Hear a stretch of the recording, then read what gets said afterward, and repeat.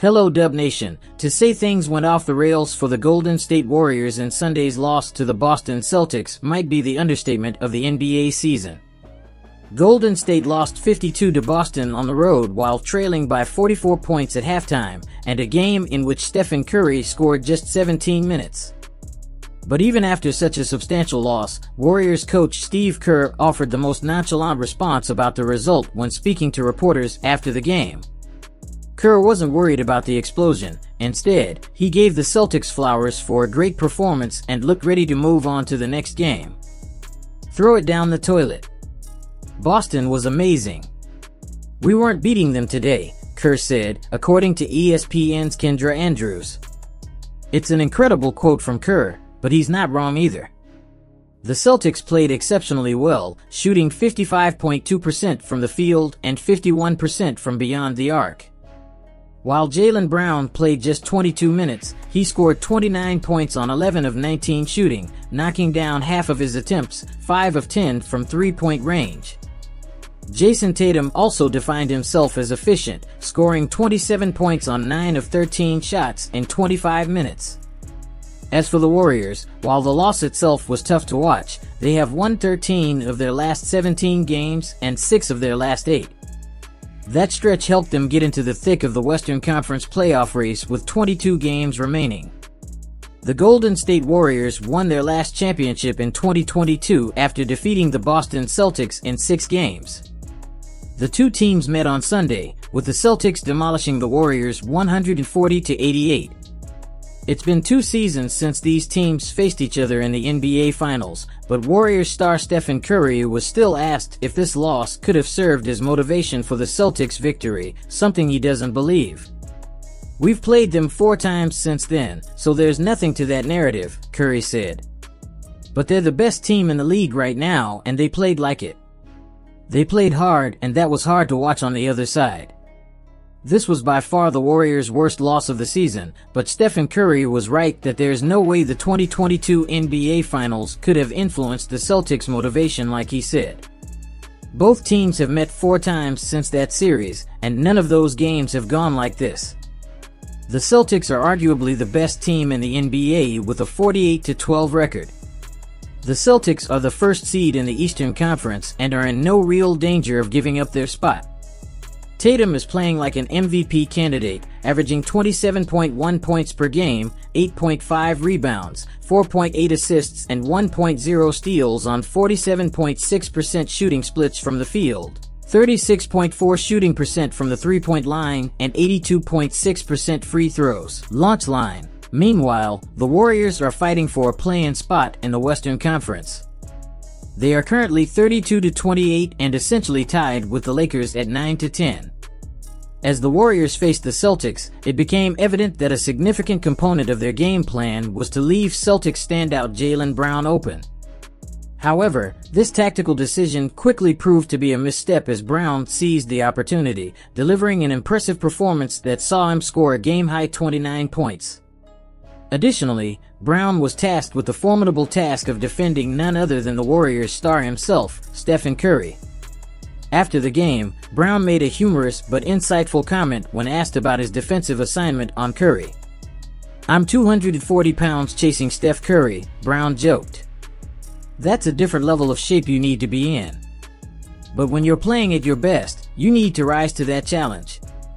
Brown's defensive prowess against Curry played a key role in the Warriors' resounding victory over the Celtics, as they were able to significantly limit the future Hall of Famer's scoring impact. Holding Curry to an abysmal 4 points, 3 assists and 2 turnovers, while restricting his shooting to 2-13 from the field and 0-9 from beyond the arc, underscored Brown's tenacity and defensive prowess. While much of the season's spotlight has shined on Jason Tatum as an MVP candidate, Brown has been quietly putting together his own campaign, earning his 3rd All-Star selection. Brown is averaging an impressive 22.3 points, 5.5 rebounds, 3.7 assists and 1.1 steals per game. His shooting splits of 50.1% from the field, 34.8% from three-point range, and 71.6% from the free throw line further attest to his versatile offensive capabilities. Notably, Brown's outstanding performance led to him securing a supermax contract extension during the offseason, solidifying his status as a cornerstone player for the Celtics and reaffirming his value. NBA insider Anthony Slater of The Athletic reports a significant development regarding the Golden State Warriors' stance on a potential trade for Atlanta Hawks star Dejounte Murray. Despite widespread expectations of Murray's imminent departure from the Hawks before the February 8th trade deadline, the latest reports suggest a notable shift in the Warriors' approach to the trade market. Murray, a highly regarded all-star, has generated considerable interest from several teams, including not only the Warriors but also the Los Angeles Lakers, New York Knicks, Brooklyn Nets, Toronto Raptors, and Detroit Pistons. However, Slater, whose experience lies in covering the Warriors, provides a nuanced perspective indicating that Golden State's interest in Dejounte Murray may not be as fervent as initially anticipated. Slater's insights are derived from astute observations made during a recent interaction between Mike Dunleavy Jr. and Atlanta general manager Landry Fields before a Hawks game. Despite this involvement, Slater suggests that the Warriors' pursuit of Murray remains full steam ahead, citing potential reservations regarding the financial implications of Murray's impending four-year, $114 million contract extension.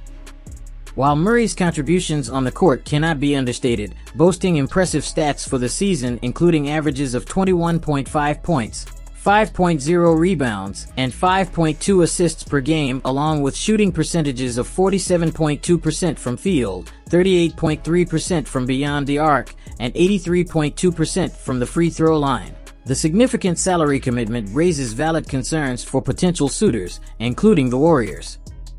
Contrary to speculative rumors, NBA insider Brian Windhorst of ESPN provided additional clarity on the Warriors' trade landscape, stating that the team has no intention of parting ways with key figures like Klay Thompson or Draymond Green. Instead, potential trade targets for the Warriors include names like Chris Paul and/or Andrew Wiggins, indicating a focused approach to improving the team's roster composition while retaining essential core elements. Despite the individual brilliance of Stephen Curry, who continues to dazzle with an average of 27.5 points per game, the Warriors are navigating a challenging season, currently holding a 20-24 record, which places them in 12th place in the fiercely competitive Western Conference standings. This situation has spurred discussions about the team's postseason prospects, with uncertainty looming over its potential participation in the NBA's play-in tournament if the season ends today.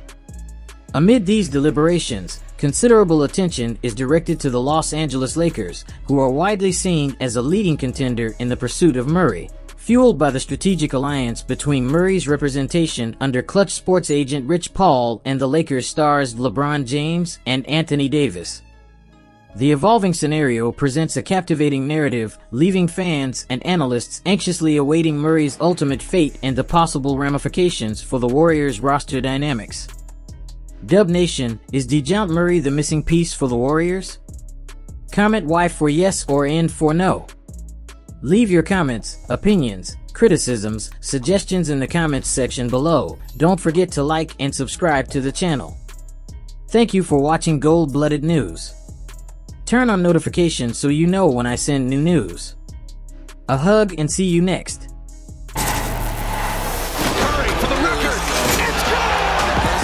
We're gold-blooded! Go Dubs!